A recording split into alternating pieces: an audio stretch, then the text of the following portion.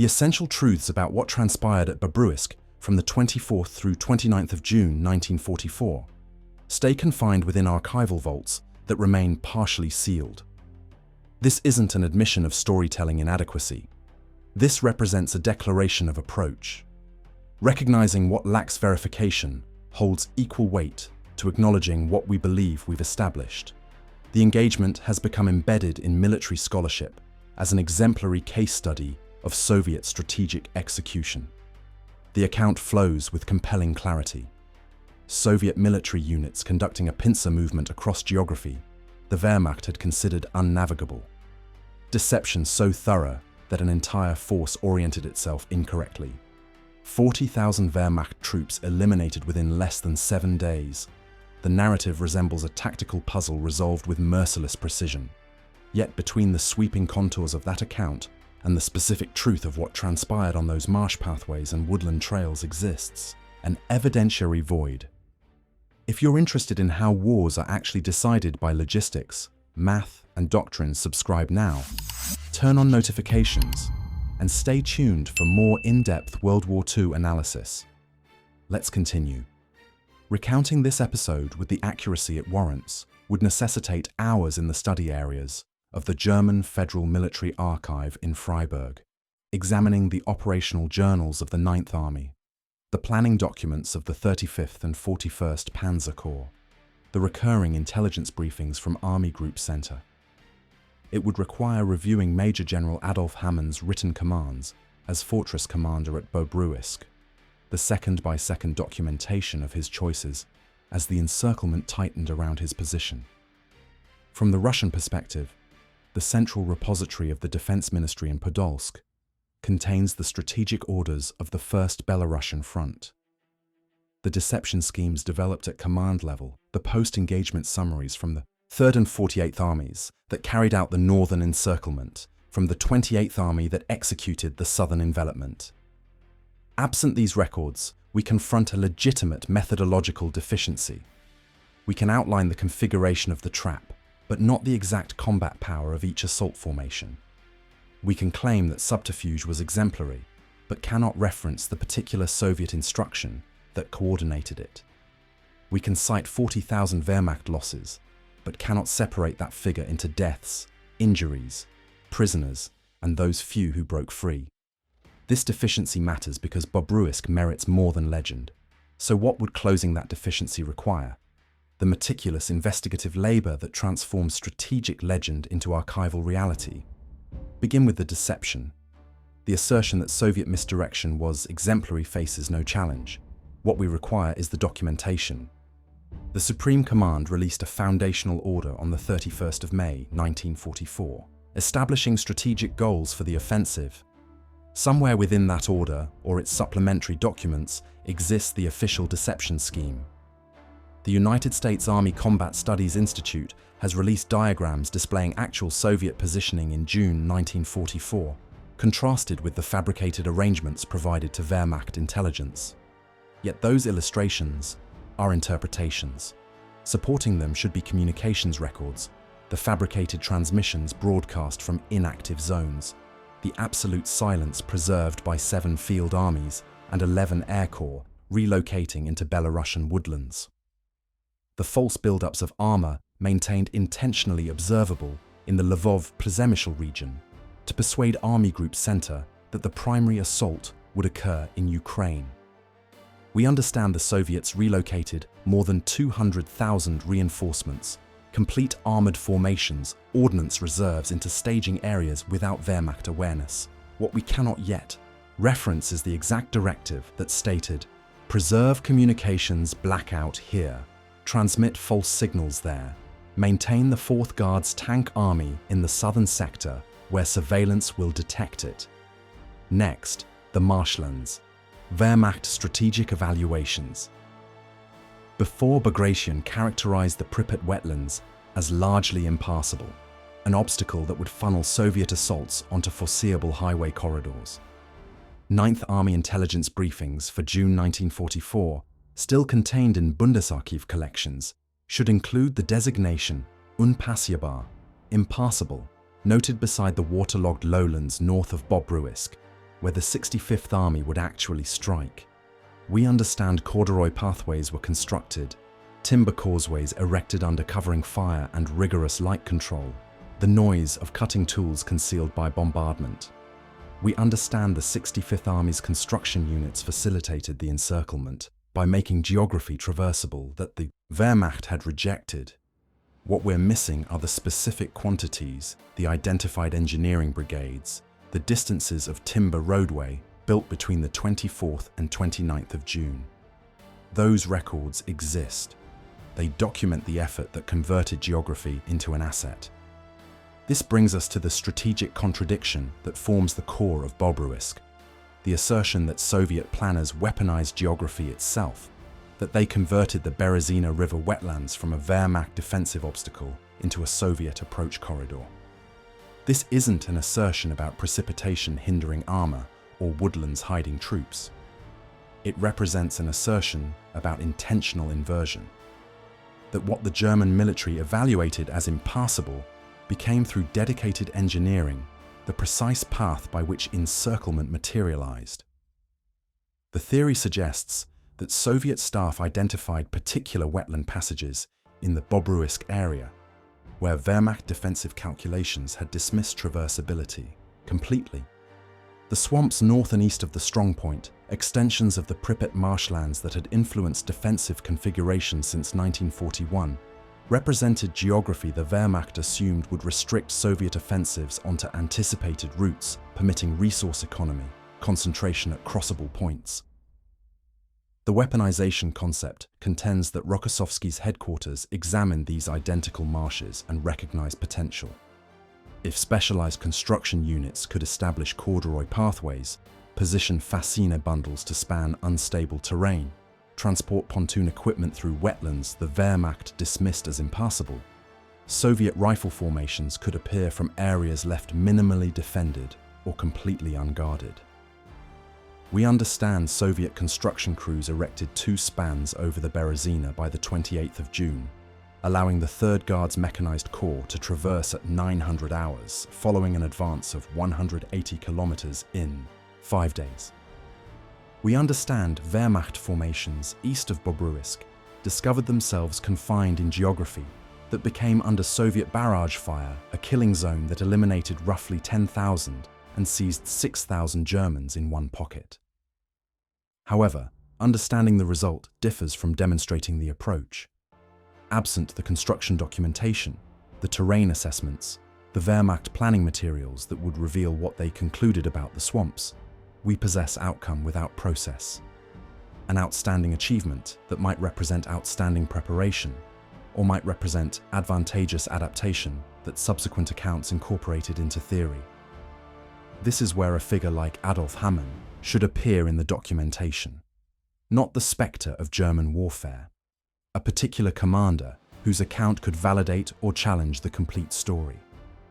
As fortress commander at Babruisk, Major General Hamann bore strategic accountability for the fortified position that named the Pocket. He directed the 383rd Infantry Division under Lieutenant General Edmund Hofmeister, instructed to defend regardless of cost while the remainder of 41st Panzer Corps tried escape. His operational journal would record the specific moment Soviet bombardment commenced on the 24th of June. 7,000 artillery pieces, mortars, and rocket launchers per Soviet documentation. Yet what did Wehrmacht forward spotters truly observe? His tactical evaluations would disclose whether the disintegration of the 134th Infantry Division to the north arrived as battlefield shock or anticipated disaster. The archives provide only pieces.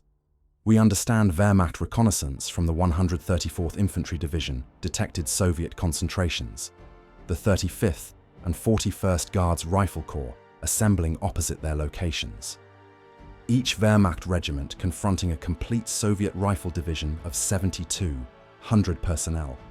9th Army Command acknowledged an approaching major offensive. General Jordan protested extensively about High Command's denial to permit tactical repositioning. Field Marshal Bush disregarded the alerts, but acknowledging an offensive differs from comprehending its design. Did Hamann's staff pinpoint the exact attack routes that would meet at Babruisk? Did they identify the wetland passages as viable danger routes, or dismiss them as the Soviet strategic blueprint demanded? On the 25th of June, north of Babruisk, in the area between the Drot and Berezina waterways, the final organized defenses of the 134th Infantry Division shattered under the impact of a subsequent artillery preparation. Wehrmacht soldiers, forced into the dark muck of water channels, observed the explosions advance across the forest edge, each blast launching columns of soil and fragmented wood that suspended airborne before descending like ash from eruptions. The Soviets were employing a modified technique this occasion, not the massed salvos of winter when everything would strike simultaneously. This was methodical, deliberate. The artillery would fire for 90 seconds, cease for 60, then adjust 200 meters westward and continue. A conveyor system of high explosives that removed protection one segment at a time, as though the terrain were being prepared for cultivation. The liquid in the water channels increased with each advancing hour. Warm, body heat warm, the type of warmth that should have brought relief, yet instead indicated infection, disease, the gradual decomposition of biological material reverting to Earth. Soldiers who had endured 3 years of Eastern Front cold discovered their feet deteriorating in footwear that hadn't dried for multiple days. The flesh between their digits peeling away in whitish strips, exposing raw surfaces that stung with each movement. Immersion foot. The medical personnel had cautioned them, about it during the withdrawal from Kursk. Maintain dry feet, replace your hosiery, apply powder to your boots. Yet the medical personnel were deceased alongside the dry hosiery and the powder, and all else they had transported westward from defenses they were meant to maintain until reinforcement arrived. The inquiry of what occurred at Babruisk starts with one number that has solidified into accepted truth. 40,000 Germans eliminated in 6 days. Yet what does 40,000 truly enumerate? Soviet units documented seizing roughly 20,000 captives from the pocket east of Babruisk, following a limited escape. They asserted an extra 50,000 fatalities. The calculation seems direct, until one investigates what these classifications signified in the disorder of encirclement.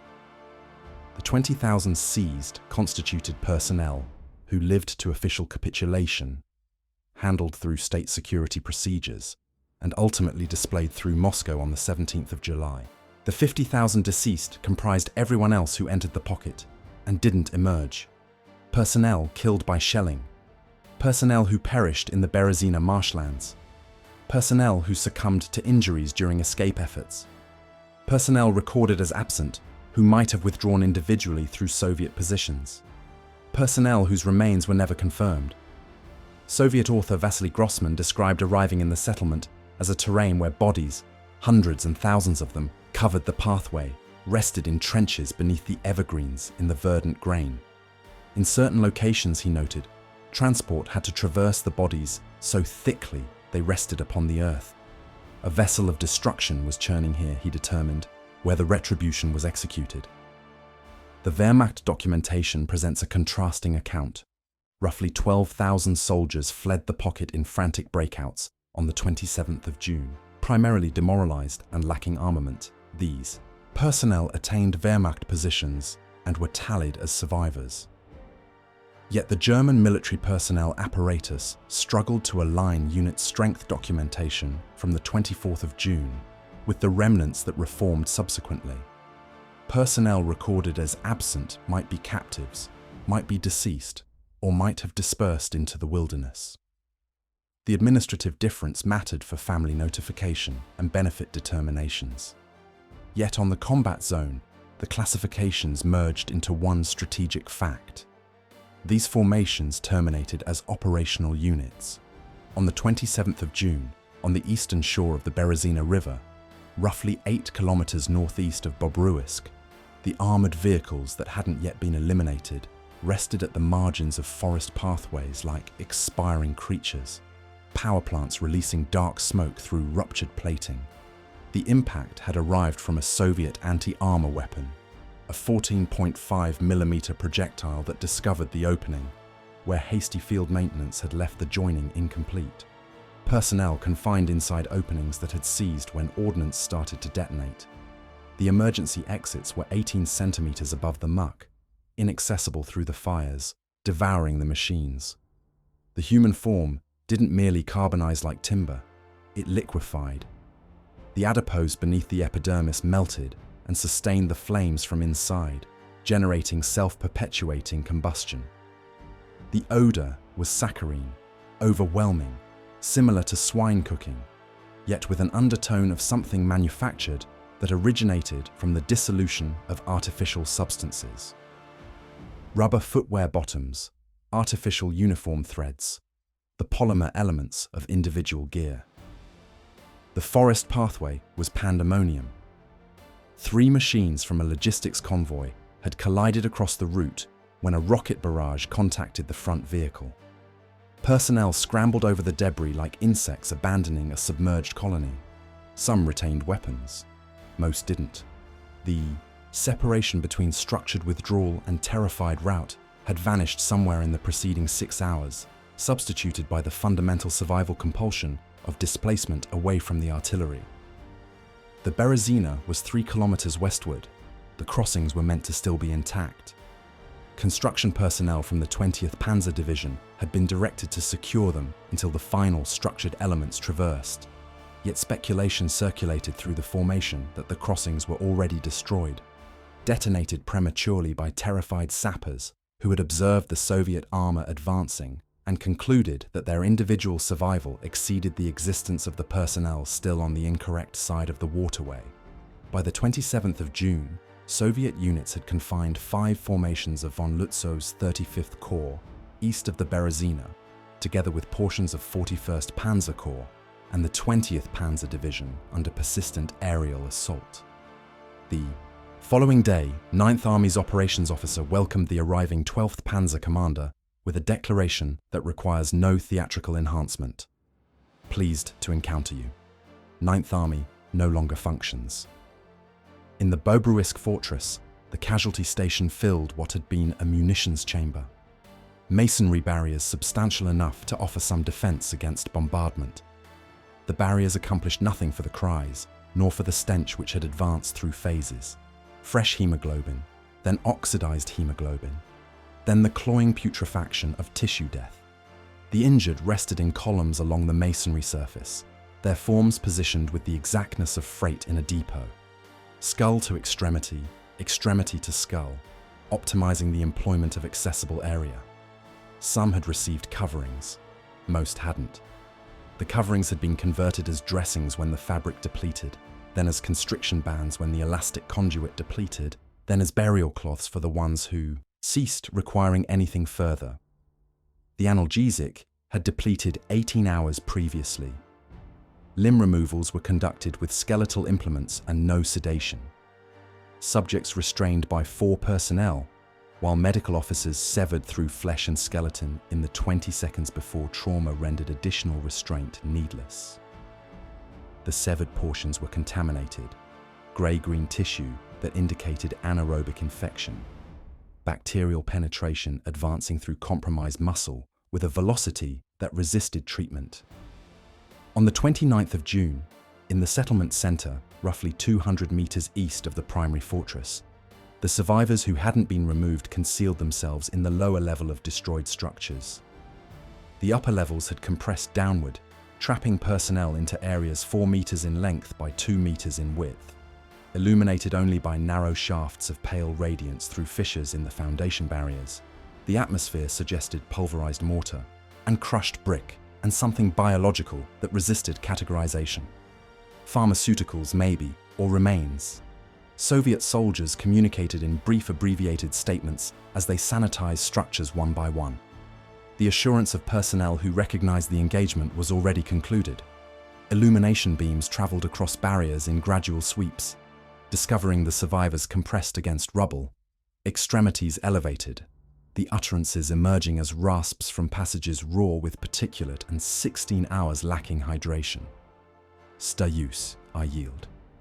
The thoroughfare beyond was blanketed with remains. Wehrmacht remains, hundreds of them. positioned in the arrangements where they had collapsed during the darkness's combat, their garments already starting to stiffen in the seasonal warmth.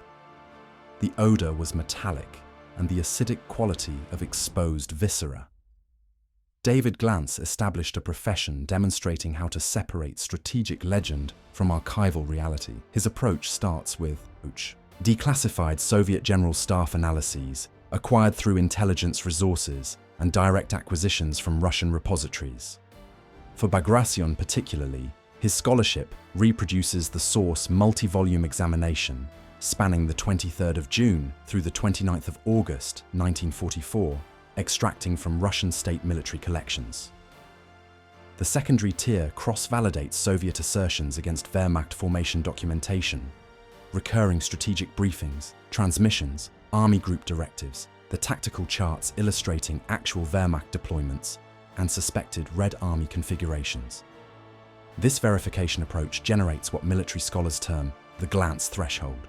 Every strategic assertion must trace to particular materials from particular repositories with particular chronologies.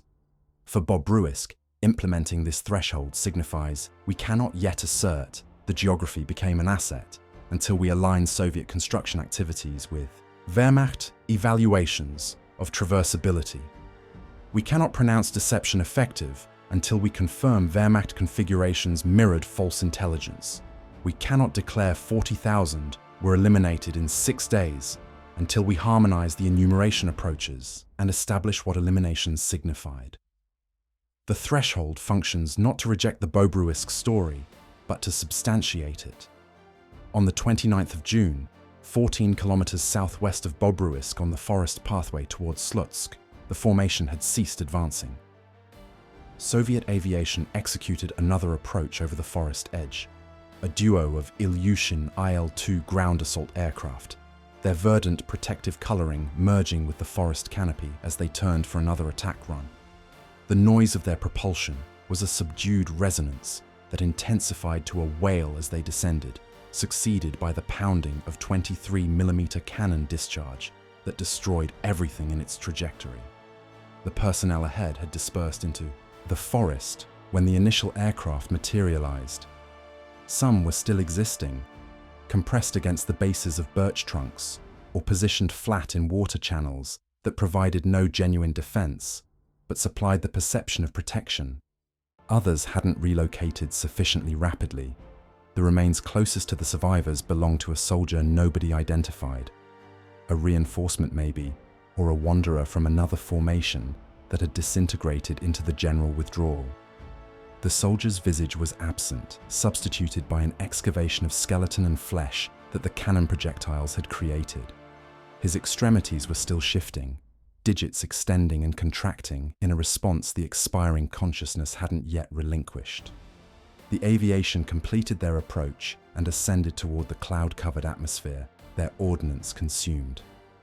The quietness was interrupted only by the lamentations of the injured and the remote thunder of bombardment to the east.